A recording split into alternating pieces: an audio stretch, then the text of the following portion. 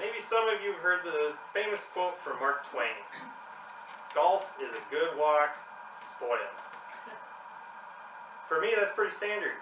Even though I enjoy playing, I'm not very good. I usually spend most of my time fixing my divots or enjoying an adult beverage. Though I learned to play at a young age, I never really developed my abilities because I didn't have the opportunity to go to the course a lot. It's expensive, and my parents really didn't have any investment in it. Now, I don't want to spend my time here bashing golf. That's not what my intent is. What I'm here to do is promote a different game called disc golf. You may have heard of it. It's like golf, except it's played with frisbees. So, I've been playing disc golf for about 13 years now.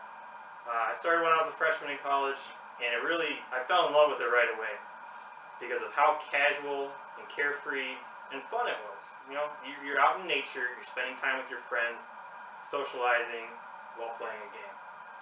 So, essentially you're throwing these discs, these frisbees, we call them discs as professionals, towards the target, and it hits the chains and it falls into the basket.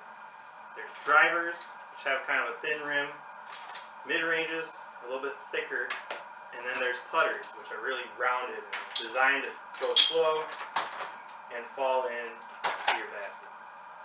So just like golf, it's how many strokes it takes to get to the target.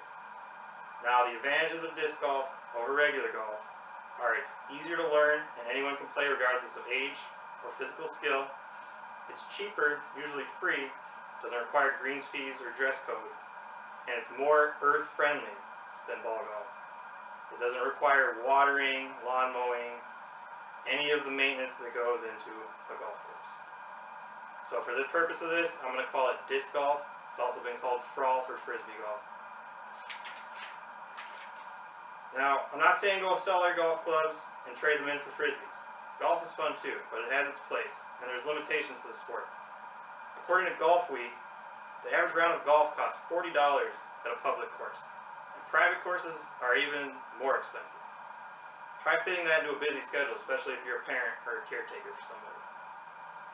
From 2011 to 2016, the number of U.S. golf courses dropped from 15,700 to 15,000, an average of about 150 a year. And as far as disc golf courses, they've actually about doubled the number of courses, from about 3,000 to almost 6,000 courses in that same time span. So you can see there's a big influx of popularity for disc golf. Now, golf has been a very historically white male dominated sport. Name another black golfer besides Tiger Woods. It's tough. In fact, the old acronym was golf stands for gentlemen only, ladies forbidden. So it's almost a little bit misogynistic. Not to say that's something to detract from it, but just something to keep in mind about the heritage of golf.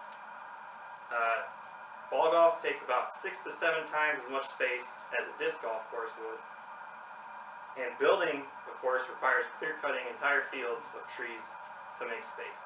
So it's substantially more work. They need to be watered, they use synthetic fertilizers, it's not as good for the earth. And Salon Magazine says it could take as many as 1 million gallons of water over a summer to water a golf course. Disc golf, by comparison, is low-key and easy to pick up. It's a game that can be played in a casual afternoon by the whole family. 90% of disc golf courses are in public parks. The cost of equipment is pretty low.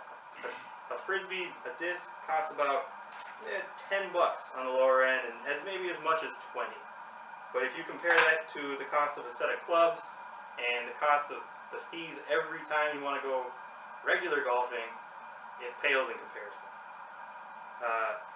Disc golf requires basic footing, but the landscape doesn't really matter. Where you need a perfectly mowed fairway to hit a golf ball, all you need is 2 feet on the ground to throw a frisbee. Disc golf is already established in a lot of parks around the world, and especially in the United States, it's become a huge thing. Every state in the country has a multitude of courses. Disc golf epicenters include North Carolina, Kansas, and Minnesota, actually. The best thing about it, in my opinion, is that you're out in nature. You're taking advantage of space that would otherwise be kind of unoccupied. A lot of parks have trails and fields open, but they're not being used for anything. And disc golf is a great way to make use of that. People use, they increase their physical activity. If they're not into like contact sports, it's not as intense as playing tennis or basketball even. It's not hard on your knees like that. You're not running around and changing directions quickly. But it does give you a good workout. You can walk, 10,000 steps in a round almost, which really contributes to good cardiovascular health. Also, if you have kids and they're bored, and you don't want them getting in trouble, it's a good way for them to get some of their energy out in a positive way. So I just kind of want to illustrate to you how popular disc golf has gotten. And you can see for yourself. If you go on YouTube and search for disc golf, you'll be surprised how many results you get. In recent years, the production quality of these videos where they film tournaments and events has gone through the roof. Companies like Jomez Pro have changed the way we view disc golf with hit commentary and complete coverage, neat graphics and sounds. A lot of these, when there's big happenings, actually make it on to like ESPN Sports Center in their top 10. So it's definitely starting to show a little bit in the view of the general public. Also of note, the highest rated player in the world, his name is Paul McBeth, just signed a record-setting contract, 4-year, $1 million deal, which is basically unheard of in disc golf.